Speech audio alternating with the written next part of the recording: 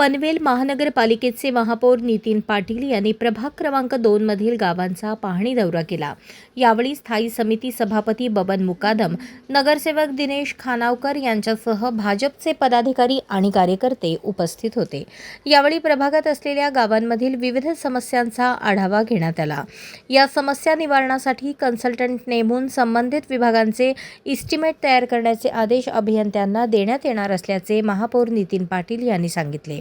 प्रशासकीय काळात निकृष्ट दर्जाची कामे झाल्याचे निदर्शनास आले असून पुढील 10 ते 15 वर्ष मोठ्या दुरुस्तीची गरज भासणार नाही अशा दर्जेदार कामांची अंमलबजावणी केली जाईल, असे आश्वासन स्थायी समिती सभापती बबन मुकादम यांनी दिले।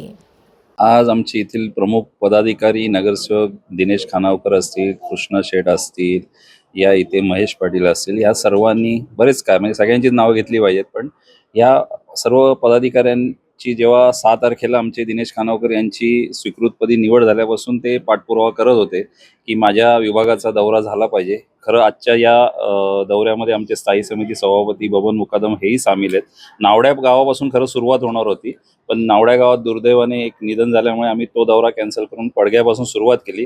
पडग्याच्या सगळ्या समस्या आम्ही इथे बघितलेल्या आहेत। या इथे प्रामुख्याने ड्रेनेजची समस्या ही प्रामुख्याने आहे, पण त्याचा मुळाशी जाण्याचं आम्ही ठरवलेलं आहे। त्यामुळे या गावासाठी म्हणजे सर्वच गावांसाठी आम्ही एक चांगला कन्सल्टंट देऊन या स्थानिक पदाधिकाऱ्यांची, स्थानिक लोकांशी त्यांचा संवाद करून देऊन जे खरोखर काय आवश्यक करणं आवश्यक आहे या सर्वांची माहिती घेऊन आम्ही नव्याने या सर्व विभागांचे एस्टिमेट तयार करण्यासाठी आम्ही आदेश हे सिटी इंजिनियर यांना देऊ। साहेब, या भागामध्ये प्रदूषणाचा जो मुद्दा आहे तो प्रामुख्याने भेडसावत आहे, त्यावर कसं काय आपण उपाययोजना कराल, काय त्या संदर्भात आपल्याकडे तक्रारी आहे? प्रदूषणाच्या मुद्द्यावर माननीय आमदार प्रशांत ठाकूर साहेब हे निश्चितच गांभीर्याने तो प्रश्न घेत आहेत। दिनेश खानावकर यांना त्याबाबत त्यांनी सूचना दिलेल्या आहेत आणि आम्ही सर्वजण मिळूनच या प्रदूषणाच्या मुद्द्यावर नक्कीच आम्ही तोडगा काढण्यासाठी निश्चितच प्रयत्न करू। आपल्याला काय वाटतं पाणी दौऱ्याचा किती कालावधीत हा दौरा येथले काम पूर्ण होतं? आता मी सुरुवातीपासून म्हणतोय की मी आलो, मी बघितलं आणि जादूची कांडी फिरली असं होणार नाही। आम्ही जे मागचे एस्टिमेट जे तयार झाले त्याच्यामध्ये आम्हाला स्थायी समिती सभापतींना त्रुटी आढळलेल्या आहेत, म्हणजे बघता क्षणी आम्हाला आमचे कृष्णा शेट्टी पण निदर्शनास आणून दिलेले आहे।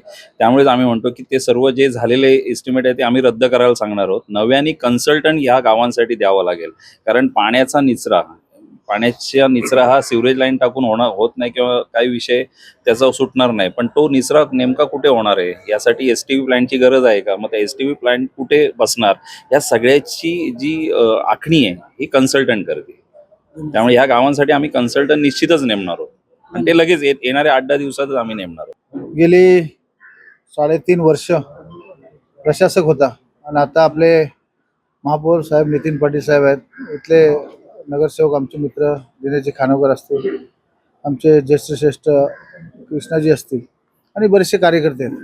त्यांच्या समवेत त्यांचा आग्रह होता की पाहणी आमच्या गावाची करा, पण ही दयनीय अवस्था बघून या ठिकाणचं जे प्रशासनाच्या काळात जे काम झालं आहे ते निकृष्ट दर्जाचं दिसलं आहे आणि त्या अनुषंगाने जसे आमचे महापौर बोलले तर आता सर्व पाहणी करून या ठिकाणी कन्सल्टंट नेमला जाईल। आमचं नेहमीच जनतेचे हे टॅक्सपेअर लोक आहेत आणि महापालिकेला टॅक्स देतात आणि त्यांची सेवा करणं हे आद्य कर्तव्य आमचं आहे। आता 3.5 वर्ष झालं तर झालं, पण याच्या पुढे आम्ही इथले ट्रस्टी आहोत, नगरसेवक निवडून आलो जनतेमधून। त्या अनुषंगाने आम्ही ह्या जनतेची काळजी ही आम्हाला घ्यायची आहे। ते एकही पैसा वेस्ट न जाता त्या पैशाचा लोकांच्या जनतेच्या हितासाठी कसा वापरला जाईल त्या अनुषंगाने जसं महापौर साहेबांनी सांगितलं इथं कन्सल्टंट नेमला जाईल। स्मार्ट विलेज असं झालं पाहिजे।